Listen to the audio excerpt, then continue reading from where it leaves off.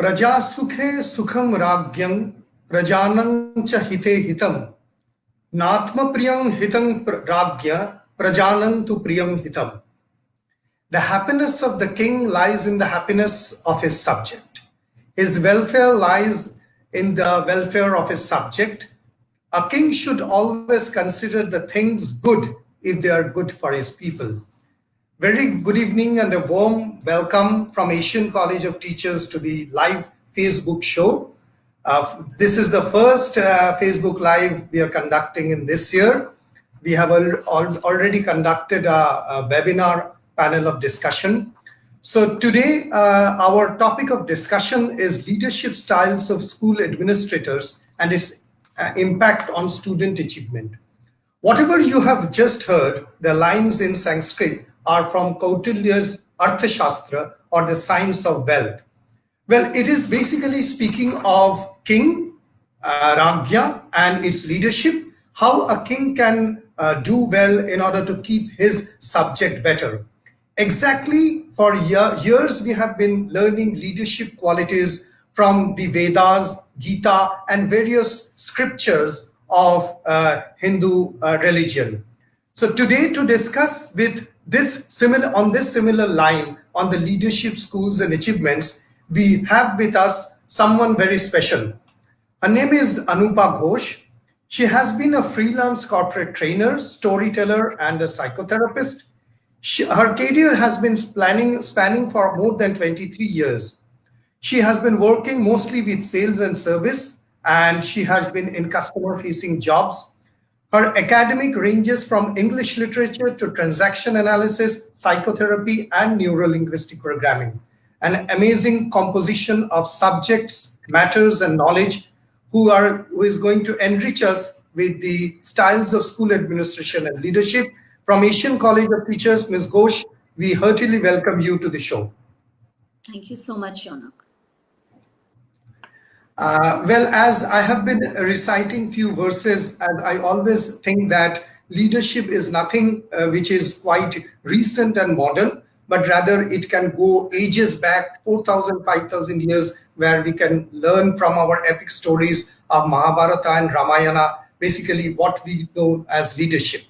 Well, Ms. Ghosh, what I would like to ask, my first question coming directly to the point is that from your point of view, because you have been many years primarily into corporate training and leadership skills, what do you consider essentially to be the role of an administrator?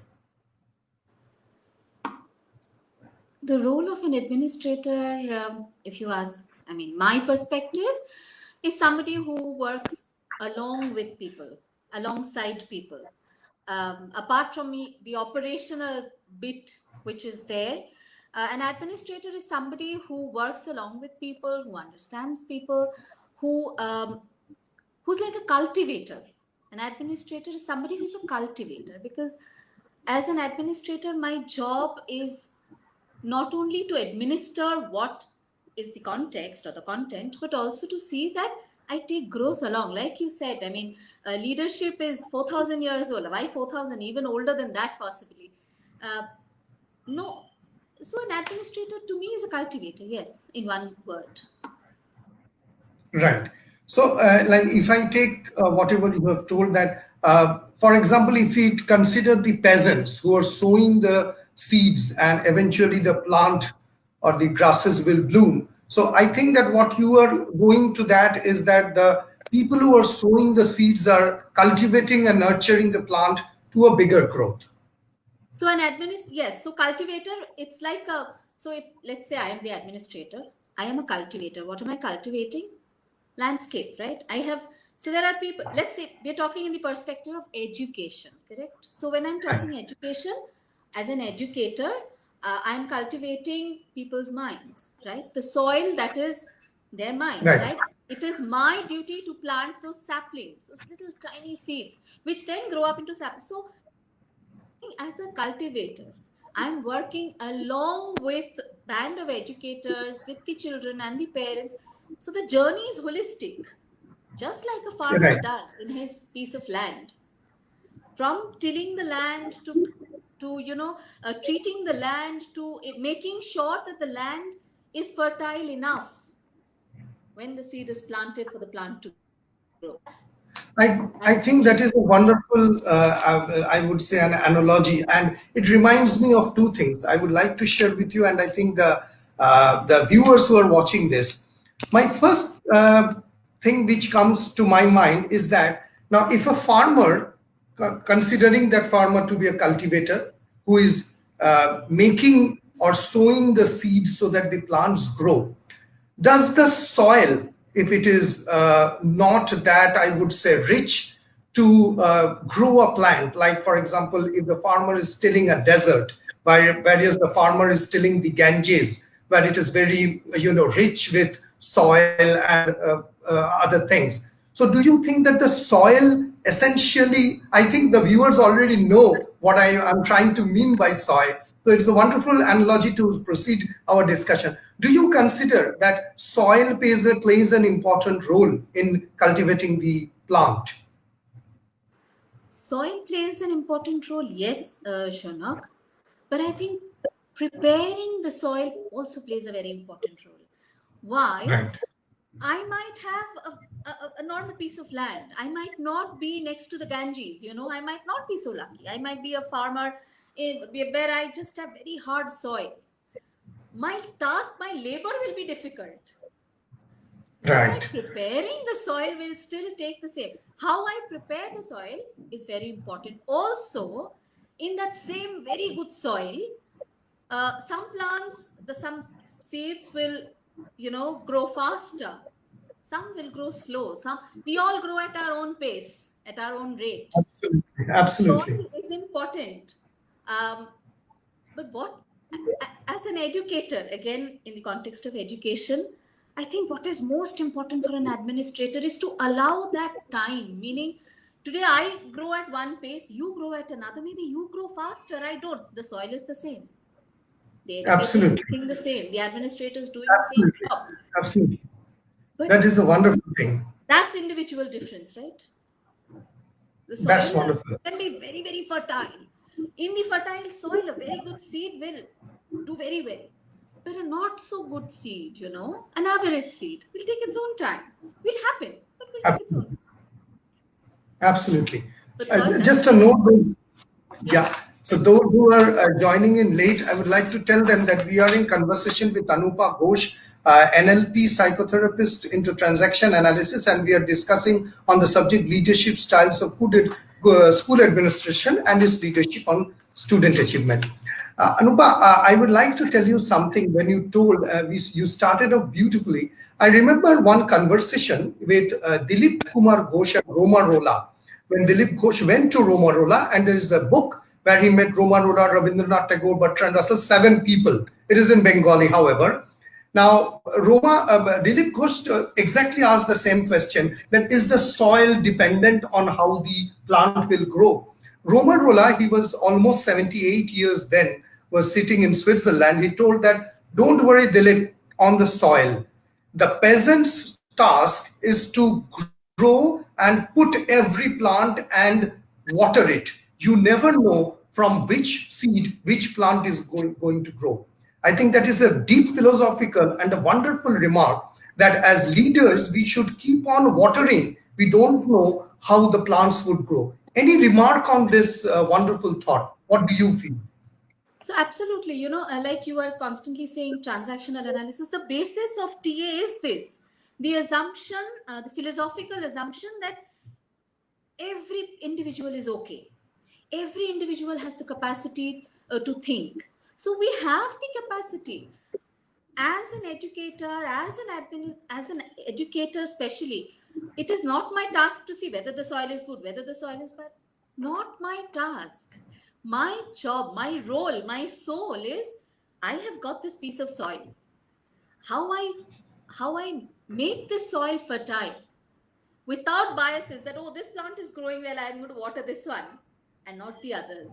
I think that is the basis of transactional analysis. And absolutely. Yes, and thank you for saying the Dilip Ghosh thing, Romarola, I didn't know about it. See, that's learning. Yeah. we will discuss it later. Now, as the viewers can understand, the soil, and we are talking on the educational front. Now, when the soil is being tilled with proper water, the plant is growing, that is the child. So we are coming back to the schools. So do you think that the role of a leader, or as you rightly pointed out, a cultivator, I won't say leader, rather I would use cultivator, the role of a cultivator when he or she is watering the plant, that is the school, is it starting right at the first go? I mean to say, I want, if you can tell your views, because you have been into various fields, that the role of a cultivator right from the day go, when the student is being inducted and starting to grow in the school, till the day he is passing out, maybe class 8, 9, or how would you define this role of a cultivator in building up the leadership or qualities of the child in the school? So again, taking me as an example, suppose I join a school where the culture of the school, the DNA of the school is not just how good or bad the student is. It is about how I'm giving that child, that plant, to grow in its own pace. Now, if I am that child, I am not somebody who's doing very well in class academically. I'm not somebody who's very bright and not somebody who's jumping up and answering every answer, but I'm that diligent child. I do everything that the teacher tells me to do, right? But I am growing in an environment where I see my teacher very permissive, my educator extremely permissive, giving me the same love and care and attention as she is to somebody who's always answering. When I see that in my environment as I'm growing in school, imagine how I would be as when I'm growing up. I would be so inclusive because I'm seeing my educator so inclusive. I don't do well, she's treating me with the same love, care, and nurturing as she is somebody who's doing very well, possibly in class. Another child who's doing very well. So I learned to be inclusive. I learned to be accepting. I learned to be kind. I think these are brilliant qualities that every child should grow with in the school ecosystem. And how does this help a child to be a leader? I think one of the most important qualities of a leader is to be a kind person. Kindness, in a world where you can be anything, be kind. And a leader couldn't be a person who, he has to be the kindest of all. So how will it affect a child's growing up to be a leader, the school ecosystem? Oh, I think when the child sees the teacher so nurturing, so nourishing, so unbiased, and so clear in communication, I think the child will grow up to be more inclusive, accepting, kind, very assertive, clear in communicating, if not a bright, brilliant student, but a wonderful human being. Yeah. Absolutely. This is something I would like all the viewers to take a note what Ms. Anupa told, that kindness, let us mark it as red, is the key word of a leader. Now, I have one question which I generally see my daughter in schools everywhere, that generally whenever we mean by leadership, or we are trying to emphasize a student's persona by the word leadership, we erroneously point towards academic qualifications or how well that child is doing in academics. If you can just throw some light that it is not always academic, but what are the other factors which entirely builds up as a leader? Because we have often seen that always not all leaders are brilliant academicians. If you can just throw some light on that. So again, I will take my example. I've very average student, very average student. And like every parent wanted that child, my mother also wanted me to study well, get good marks, but I wouldn't because I never put my head to it. I didn't like it. Now I know. But did I do good? Did I do bad for myself? Today, standing where I am, oh, I've done brilliantly for myself. Did academics matter? At that point, to my mother it did. To me, it didn't. When you look around, Shaunak, when I look around, I think most of us, when we look around, a lot of failures have turned around and done very good in life. Some of our most exemplary leaders, or some of our most exemplary humankind, men, women, are not people who've been first and second in class. How does it matter how much I scored in class 8 or 9 or 10 or 12? How does it matter if I'm a horrible human being? When I get to the job and I have a team to lead and I'm a pathetic leader, does it matter to my teammates whether I came first in class? It is so inconsequential in the entire, set of things. I mean, in the life of a child who's growing up to be a good human being, whether you come first in class or you play good football or you play good cricket, what matters is, are you a good individual? Good meaning somebody who's okay with failure, okay with somebody who grows up with equanimity. So I'm a therapist. Right. When people come, I do mostly therapy for youngsters. Biggest problem, my child doesn't study. Hmm. Why? Right. This is very common. Why? Nobody asks why. There is no why. My child doesn't study, she has to study. Why does she not study? Is there an issue? Is there something that the ecosystem is not doing for him or her that she doesn't want to? So to all parents, my humble request, it doesn't matter in the scheme of things whether you come first in class or last in class. Really. Yeah. Absolutely. Because you have been into psychotherapy, it is this question is boiling within me. Have you gone through any case where you have found a child or you have successfully counseled that child who has been very submissive, pessimistic, withdrawn, not communicative, but later emerged to be a brilliant leader or a person, as you rightly told? If you can just share your views with the audience, it would be a great learning with us. So my first client, 14-year-old girl, came to me in 2014. Her mom brought her. December, her 10th, her mocks were happening in January. She was going for a class 10 exams. This is the IGCSE board, so they have some A-level, whatever. It was a 10. And she had refused to give her exams. She was all of 14 and she didn't want to give exams. That was 2014. And I started work with her. We started therapy. She never understood, obviously, what a 14-year-old know of therapy. She only knew that she didn't want her parents. That's all. Okay. Anyways, we started work. She did her 10th. She did pretty well. She did her 12th. I was with her throughout the journey. When she was in her 11th, she wanted to study fashion designing, and her parents were like, no, as long as she passes 12, she'll go to some college here in Bangalore. She'll just study, ordinary student. She's lost it in life. She's depressed half the time. She does therapy. She needs weekly therapy. So they had no hope, really. When she was in class 11, she told me, Anupa, I want to study fashion designing in Parsons. Parsons is in New York. It is the world's best fashion designing institute. Very few people get through to Parsons. Okay. So I said, sure, why not? I mean, you never know what one can do. You never know. This was class 11 when she was there. 12th, she did well. She wrote a letter. She applied to Parsons, gave the exam. She got through Parsons. Today, she's in her final year in Parsons. She every year in the summer, they have to intern. She's interned with Gucci. She's interned with Chanel. This year, 2021, she's passing out. She already has a job with Hermès.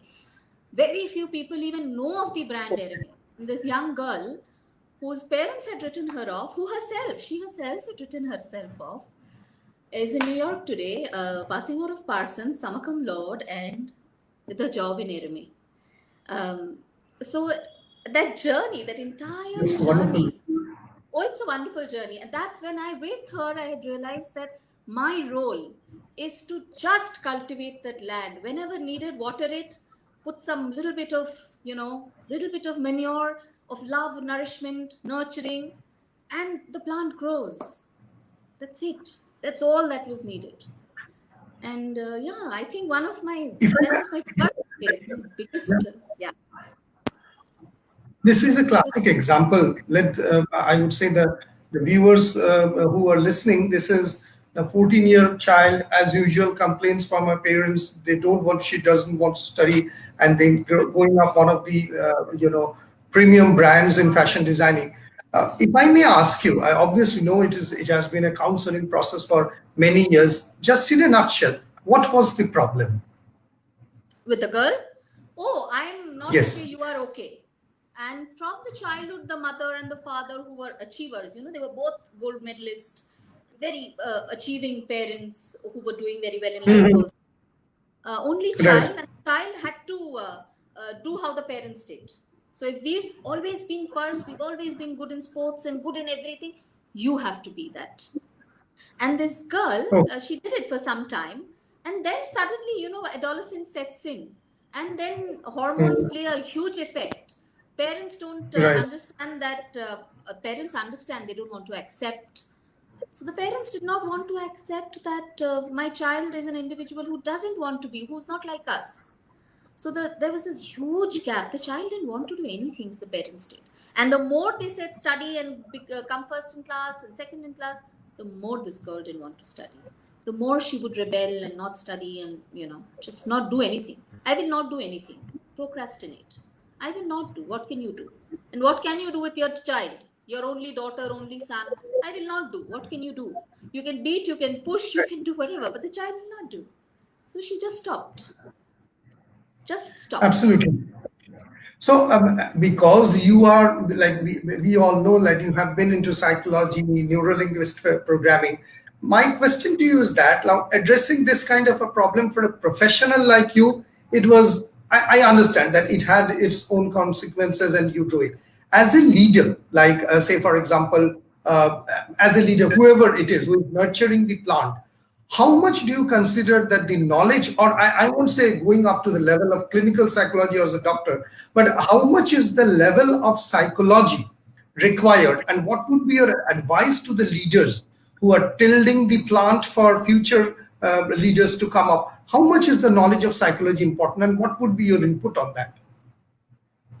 Psychology, one doesn't need, you don't have to study psychology, but understanding people, understanding interpersonal relationships is extremely important.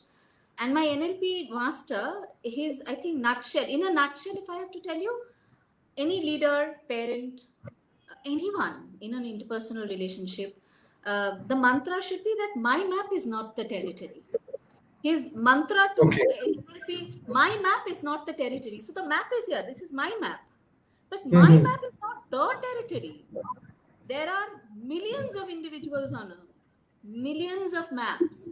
Each one thinks I think my map is this is the territory. This is what it is. But for you, it is different. For someone else, it is different. Just understanding this much, that my map is mine. Shaunox is Shaunox. Somebody else is somebody else's. Just understanding that we are individual and we are individual with a difference. One doesn't need Absolutely. psychology. One just needs to understand each one of us are, who was it? Vivekananda, you would know better, Shona. We are potentially divine. And just we are all potentially, we make our own decisions, and those decisions can be changed throughout life. And everybody has Absolutely. the capacity to do it. Parents, leaders need to understand that. Absolutely.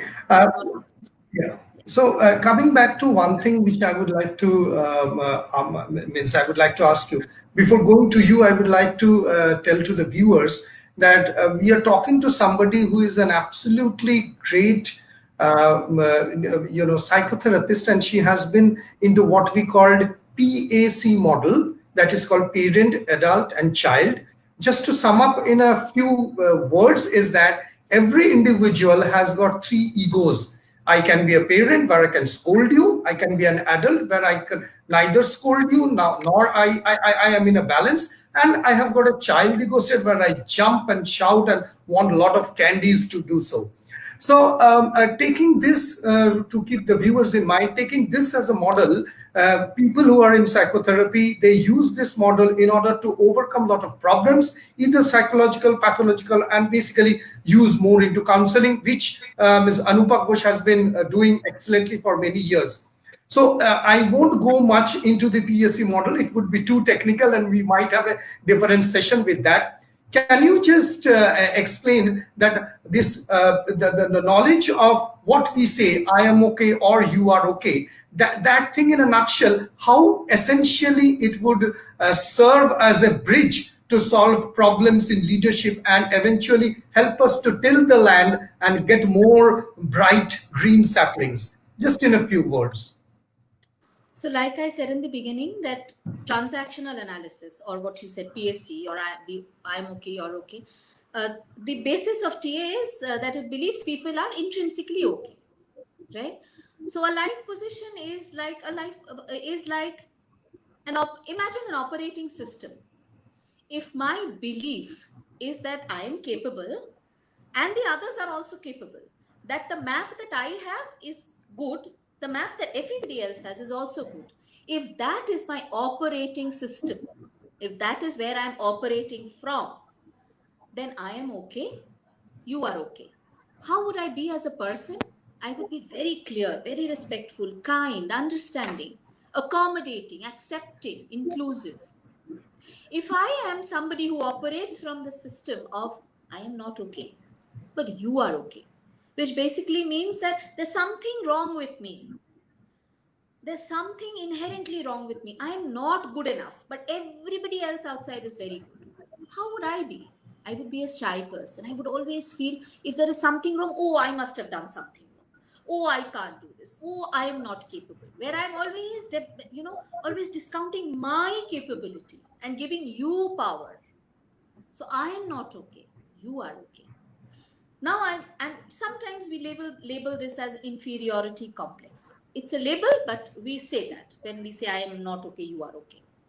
The third quadrant, in a nutshell, is I am okay, you are not okay, which basically means there's something wrong with you. I'm perfectly all right. Usually people are very aggressive, aggressive to the point of being disrespectful, always finding faults because I believe I'm correct, you are not. So I operate from the system that I'm all right. There's something wrong with you. So I'm fault finding. So they are the people who, again, a label, we say they suffer from the superiority complex. I know everything, like Google. And there is a fourth quadrant, which is a sociopathic quadrant where I believe you are also not okay. I am also not okay. Everything is bad and we should all just shut off and the earth should just finish off. We should all, Armageddon should happen. That's it. Right? So, as a leader, if I am operating from the system of I am okay, you are okay, imagine how the team would be. They would be so much open. There would be so much more communication. We would achieve so much more. Whereas if I am a leader who believes I am okay, you are not okay, my team will never even connect with me. Absolutely.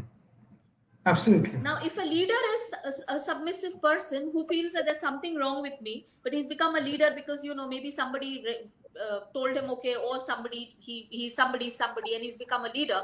You've come into a leadership role, but you are somebody who believes that you are not okay. Imagine that person. He doesn't know, he's a lost guy. Would you look up to a leader like that? Would you want to do any? He wouldn't even be decisive. So what is your operating system intrinsically inside?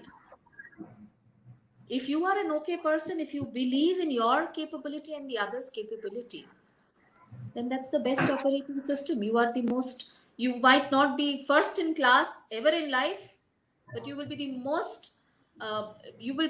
most amazing leader possible. I would like to interfere in between. As you have pointed out, say, for example, a leader, whoever it is coming into the role of a leadership, but he thinks, I am not okay, but you are okay, kind of a thing. My question to you would be, these conditioning, as we rightly called in the term, can these conditions, say, for example, I am into a leadership role, but you as a counselor, Councilman Shaunak, you are doing good in leadership, but you are internally not okay, but they are okay. Can this conditioning be done in a position where we get the quadrant, I am okay, you are okay? Do you think that it can be trained? Of course. So again, the assumption of transactional analysis that we decide our own destiny, but it can be Right. changed. So you have become a leader, but internally you feel you're not okay. There's something not right with you, and that is human, right? So you can be coached. You can do therapy. There are corporate coaching. There are these leadership coachings that happen with feedback. One can do anything. You have to receive the feedback. That's about it. I know I'm taking a little time. If you, Sure. I'm sure you have, there is this iceberg. We've heard of an iceberg. Everybody knows what an iceberg is. So the human being is always compared to an iceberg, where 30% is visible, 70% is not visible. But the Under the 70% is the most damaging. So the Titanic sunk because the 70% actually cut in through. That is why the Titanic sunk, because the 70% of the iceberg cut into the hulk of that ship, and that ship sunk. 30% is visible. So what is visible in human beings is behavior. You can see it. Oh, something's wrong with that person. Oh, he's inferior, superior. Why is that 70%? Which is what therapy, counseling, coaching does. Which is what life position is, which is what your operating system is. So you just can't say, I've always been first in class, I'll be a good leader. Nah, you've been first in class, that is 30%. But underneath the 70, maybe your parents have driven you up the wall, ceiling, everywhere to make you achieve that. Maybe you hate, your inside is boiling. Maybe you're a very vindictive person. So human dynamics, I think it's amazing. Yeah. So if I can may conclude, that means what you are telling is that leadership skills, first part is that it can be definitely trained. That's one part. In schools, when the principal or the school class teacher, whoever, is making or shaping up a leader or a child which is growing up as a leader, I would like to ask you, what are the signs or what are the ways in which you as a teacher would like to catch within the child that he can be a future leader? I think the first thing as an educator that I would do if I'm that educator who I see a child is see the potential in a child. The potential in a child is not answering question. The potential in a child is uh, everybody is playing. Example, everybody is playing, running around playing, different time. One child sitting quietly, maybe doesn't have friends. And amongst all in class, another child goes up to this one who's sitting quietly and sits beside him and starts talking to him, makes friends with him. To me, that is somebody who's a potential leader. Why? Because he or she, whoever, has shown empathy. In spite of, his friends playing and all that happening, he spotted that one child who's lonely and sitting alone. Why? So in a group, everybody is happy, but the one who's not, he's inclusive, and to me that person would be a very, very good leader. And I would, True. everybody is a leader, everybody can be trained to be a leader, some good, some bad, some better. We will all grow at our own pace, like you said, like I said. But to me, that kind of a child would be a potential, who realizes that I am playing, I am happy, yes, but that one child isn't. Why? And that the child would go and sit and talk and maybe make friends, maybe understand why this child, that would tell me that yes, the child might not Absolutely. be somebody who's good in class, but just somebody who's kind and inclusive. Yeah. Yeah, I can understand. It has been like what you were telling, I could imagine it was an emotional, I would say, emotional bonding. So, just to conclude, like we have been in a conversation with Anupa Ghosh. We have one small question, Anupa, coming up from somebody called Prachi Khetri. Well, she's asking, what is the importance of a school administrator in helping the students develop? I think this is a very pertinent question. We can. So, first and foremost, my answer would be, what, as a school administrator, what do you see your role to be? Who are you? You're an administrator, that is a title. But who are you in the role? And why are you in that role? And how can you, once you figure out why you are in that job, so where is your soul in that job? Then figuring out the what can I do to develop students becomes very easy. Like I said, one thing that easily one can do is give space to the child. Space meaning not geographically space, but like I said, every child grows at their own pace. So pacing the child, not rushing through. And no, there will be biases. We are human beings, we will have our biases, but not making that bias evident in class. That I think helps in developing a student. And also understanding what is my role. Like I say, I believe, so I'm not an educator, like I said, but I believe an educator has to be the biggest cultivator.